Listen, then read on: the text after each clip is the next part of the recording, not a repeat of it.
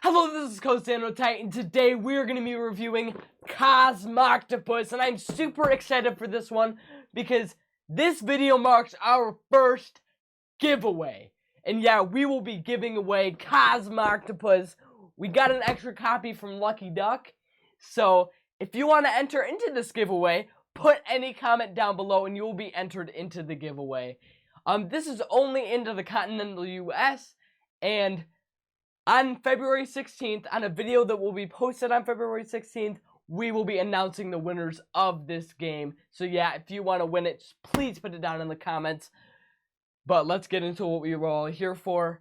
My opinions on Cosmoctopus. Let's get into it.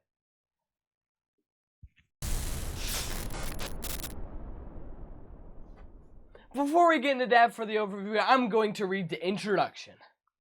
The celestial gaze of Cosmoctopus falls upon you as devotees to the Great Inky One harness the power of bizarre objects and experiences to better understand this mysterious galactic cephalopod. Exploit your hard-earned knowledge to gather tentacles, proving yourself to be the most dedicated follower by summoning Cosmoctopus from the Inky realm. Now to Dad for the overview. To set up Cosmoctopus, you will first shuffle the 8 basic Inky Realm tiles, and then 1 of 4 special Inky Realm tiles, and then you will place them in a 3x3 grid. Now this is the basic setup. There are other setups where it's not in a 3x3 grid, but this is the basic setup for Cosmoctopus. Then you will place the resources within reach of all players. We got this nice Kickstarter tray. This does not come in the retail box. And the different resources are stars, coins, ink, and whispers. You will also put the tentacles within reach. You will put the 4 forbidden knowledges within reach. You will put the 4 first contact cards within reach. And then you will shuffle the deck and place 3 cards face up. And lastly, you will have to put Cosmoctopus on the +3 star Inky Realm. Now, for the player setup, you will give each player 5 devotee cards and 2 of each resource and a summons tile. Now, before we get into how you play, let's talk about how you win the game. So, during the game, you are going to be earning tentacles in your summons tile, and once you have gotten all 8 tentacles around your summons tile, you will summon Cosmoctopus, and that will instantly end the game. The first person to do this wins the game. So on your turn, you will be doing 3 steps. So first thing, you will be moving the Great Inky One, and you can move him up, down, left, right, and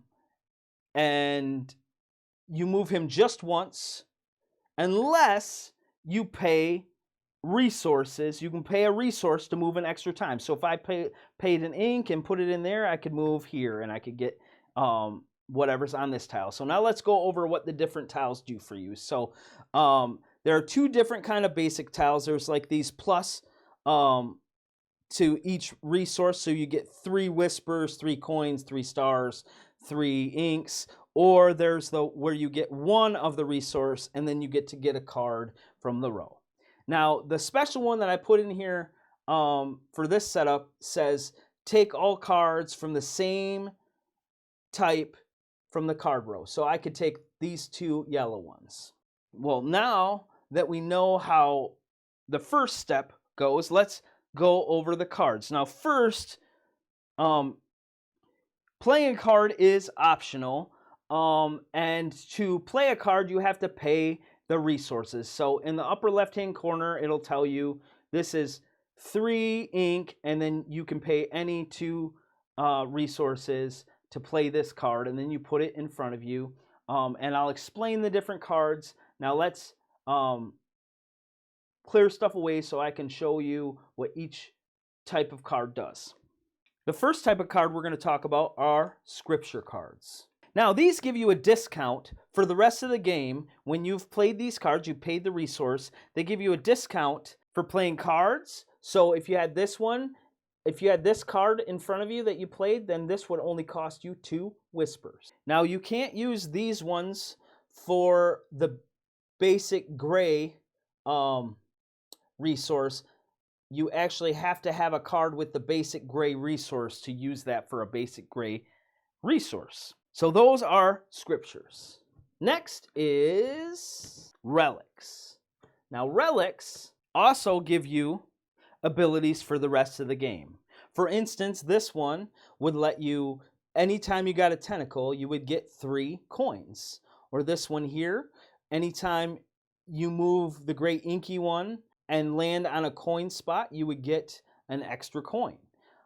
This lets you grab one from the card row anytime you get a tentacle, and this one lets you get 2 ink anytime you land on Inky Realm ink tiles. And that's how relics work. Next, we will be looking at the hallucination cards. Now, the hallucination cards give you like a one-time action. So, for instance, this one here would give you 8 coins. That would be a great way to get 13 coins for the Forbidden Realm. This one here, you gain a coin, then take all cards from the card row. This one lets you play a card from your hand for free. And this one gives you a tentacle, and if you have a forbidden knowledge, you also get to move the great inky one. So that is how hallucinations work. Now, the last cards are constellation. And these cards, once you have them, on your turn, if you gain a resource, starting in the upper left-hand corner, you can play that resource on this card.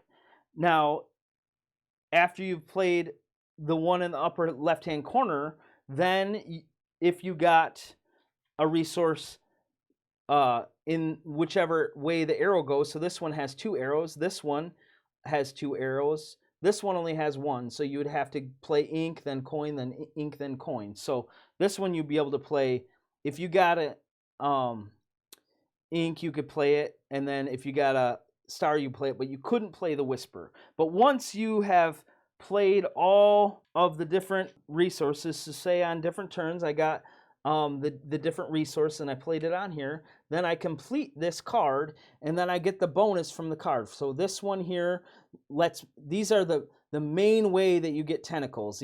So all of these give you tentacles. This one gives you a tentacle, and then you get to move the inky one on the 1 coin and 1 card from the card row. This is basically the same thing, but the star, wow, I drew all basically the same ones. But and then this one actually gives you a tentacle and 5 inks and 5 coins.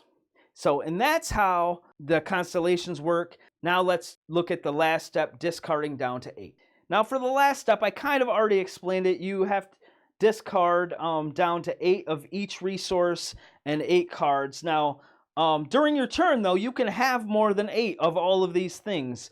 But at the end of your turn, you'll have to discard down. Now, that's important because there are these forbidden knowledge tiles. And these, if you ever get to a point where you get 13 of one of these resources, if you're the first person, you get to take it, and you get to collect 2 tentacles. So that's huge towards getting your 8 tentacles.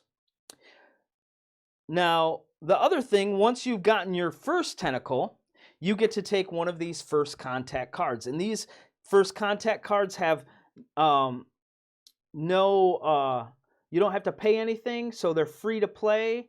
And there's one of each type of the devotee cards. I think that pretty much sums up how you play Cosmoctopus. Now, let's head on over to Oliver. So what I like about Cosmoctopus is, number one, we always start with this is the theme. I think it's a really funny theme, and not to be taken too seriously, but you were like these devotees worshiping this big god, which is a cute chibi octopus. I just find it very funny, and it's like I'm playing this serious type game with the mindset of I'm trying to please this cute chibi octopus. Another thing I like is the art. I think it fits perfect with this game. There is the realistic, like the people and the art on the cards, which looks really good. And then, of course, there's the cute chibi octopus. I've said that 3 times. Is that already? Another thing I like is how the components in the game for the base game are really nice. Like, it comes with nice plastic wooden pieces, and just a nice overall game for the base game. I usually like when games do that, something like trekking through history. Another thing I like is getting into the mechanics. I like how there's a variety of cards, and that doesn't just mean how there's 4 different types of cards, but each card is unique, which I think is really awesome. So there's many ways that you can play the game, and not everyone can do the same things as you can. Another thing I like, just like Splendor, this game has an engine. You start the game off and you're like, I cannot gain a single tentacle. It took me like 20 minutes to gain that 1 tentacle. But then you start getting cards and start gaining tentacles faster. You get the forbidden knowledge faster. And overall, it just kind of goes from slow to fast, which I can really appreciate in a game. Another thing that I like is this game has the perfect balance of like simplicity and heaviness. I don't like super easy games or super hard games, so it's like a perfect game for me. That's why it's top 1 in my opinion. And you know, if you're not the little amount of experience that you need to be to play this game, there are ways to make it easier by giving players starter decks in the game, which can be very helpful for new players coming to games.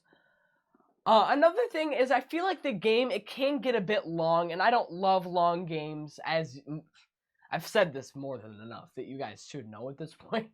I don't like long games, but you can shorten it. You can start out with 3 tentacles, so you only have to gain 5 instead of 8. And it's a very, like, malleable game. You can kind of change how the rules are, and it won't change the game a lot. But one thing I have with this game that's not my favorite is, as a teacher of this game at Gen Con, it does take a while to teach. It's about like an 8 to 10 minute teach. And sometimes talking that much about a game, it's like, was it worth it to play? Are we playing this game and the rules took longer to teach than the game?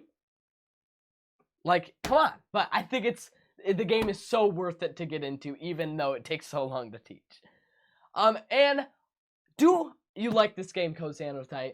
I really like this game. I mean, obviously, those of you who saw my top 10 games of all time 2024 edition, it was at my top 1. So this, I mean, out of 5, it would be 5. Out of 10, it would be 10. I just really love this game. It's my favorite. All right.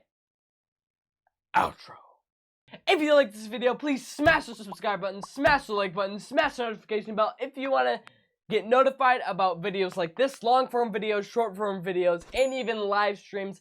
Also, please check out my link tree. You can find so many more things. Links to my YouTube, of course, my Facebook and Instagram, where you can see exclusive pictures that you wouldn't see on the Cosmoctopus channel. Also, check out the merch store, where you could get these beautiful-looking, very comfy hoodies and t-shirts. They're so worth it, so please buy. I would really appreciate it. Also, check out my Dice Tower playlist, where you can see links to all my Board Game Breakfast episodes that I appear on.